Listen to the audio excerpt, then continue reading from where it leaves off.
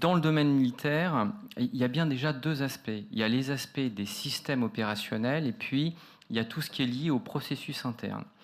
Alors sur les processus internes, c'est un peu plus nouveau pour nous parce que c'est vraiment maintenant qu'on s'en occupe, alors que finalement, ça fait quasiment presque une trentaine d'années que la DGA a commencé à travailler dans le domaine de l'intelligence artificielle pour l'application sur les systèmes opérationnels.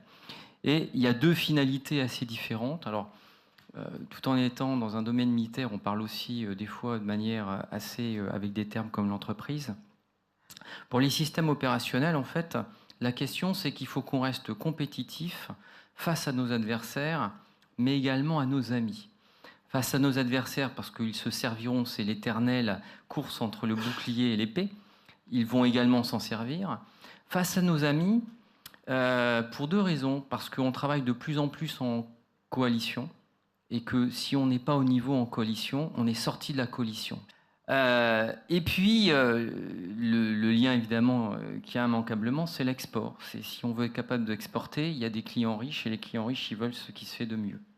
Et puis après, ce qui vient aujourd'hui, pour les processus internes, qui est généralisé, je dirais, dans l'ensemble de la fonction publique. Il y a un grand mouvement de transformation numérique, digitale dans la fonction publique pour tous les ministères. Si on nous dit comment ça peut servir aussi pour les processus internes de l'ensemble des agences et comment travailler différent, comment ça peut apporter à la fois un gain opérationnel d'efficacité, mais également comment ça peut apporter un service, je pense, comme ce que j'ai entendu, à l'ensemble des agents.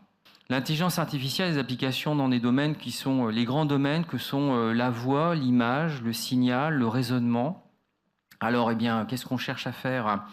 Aller vers de la reconnaissance d'objets, avoir des modules pour les robots qui soient effectivement des modules qui nous amènent vers plus d'autonomie pour les robots, vers également quelque chose qu'on appelle le combat collaboratif. Le combat collaboratif, c'est effectivement améliorer encore le temps de cycle du combat. Et pour ça, en fait, il faut qu'il y ait des algorithmes qui soient capables d'automatiquement router l'information, la partager, la fusionner, pour faire en sorte que le tempo de la manœuvre soit beaucoup plus rapide.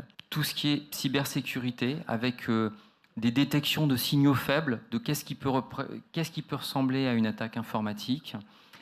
Et puis aussi, alors c'est une partie de l'intelligence artificielle, le big data, c'est tout ce qui est maintenance, d'accord, maintenance prédictive et optimisation de la maintenance. On a aussi des travaux sur ce qu'on va appeler l'infostructure, c'est-à-dire des infrastructures, donc tous les logiciels qui permettent de faire du calcul massif réparti, mais adaptés aux contraintes que l'on a, avec à la fois nos réseaux de télécom qui sont un peu particuliers.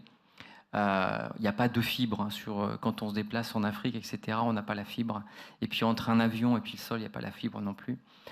Et puis des contraintes également en termes de classification des informations. Dans le domaine des processus internes, il y a une grande réflexion qui aujourd'hui se lance pour savoir qu'en faire. Alors on a un peu une approche, on va dire, guidée par le marché, en se disant, on regarde un peu qu'est-ce qui se fait. D'accord. On voit que ça peut aider à la consolidation de données financières, qu'il y a des outils dans le recrutement, voire les risques de départ RH qui ont été mis en place pour faire des travaux de prédiction. Les chatbots également, pour répondre les gens ont des questions plus ou moins simples et pour faire un pré-tri.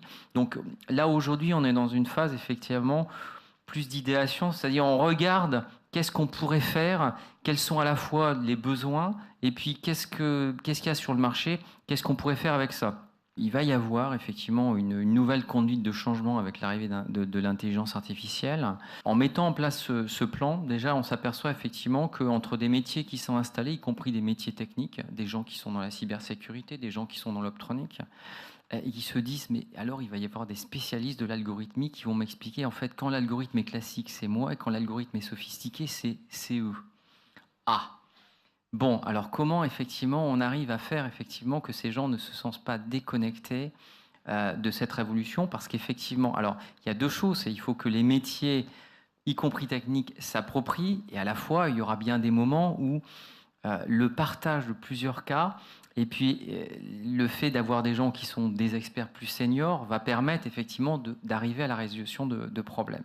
Il y a des questions aussi qui restent ouvertes autour, alors qui qui sont vraies pour nous, mais qui sont vraies dans d'autres domaines. Par exemple, au niveau du droit, machine autonome, il arrive un problème. Qu'est-ce qui se passe? Alors, tous les gens qui travaillent sur les véhicules autonomes sont évidemment sur ces thématiques, parce qu'il faut savoir qui est responsable, celui qui a conçu le véhicule, celui qui l'utilise. Il y a des gens qui plaident pour la mise en place d'une responsabilité morale pour les robots, personnalité juridique des robots. Il y a un cabinet français qui milite pour ça. Ça reste aujourd'hui quelque chose qui est ouvert. Avec d'autres révolutions qui sont en cours autour de la miniaturisation, d'accord, de la robotisation, effectivement, il y a un moment où, quand il y a plusieurs facteurs qui s'enchaînent, il y a d'autres évolutions en perspective. Aujourd'hui, oui, sur un Spectre 3, la machine a réussi à surpasser l'homme. Sur des applications extrêmement ciblées, effectivement, la machine, elle est au même niveau où elle a dépassé l'homme. Mais sur un spectre très large, et ça rejoint la présentation initiale sur l'IA faible et l'IA forte, il y a toujours une grande différence de capacité cognitive de l'homme. Et, chose importante, c'est que nous avons un bilan énergétique bien plus favorable que la machine, d'accord? C'est-à-dire que la machine, pour faire la même chose que nous, quand elle nous bat, elle dépense beaucoup plus d'énergie.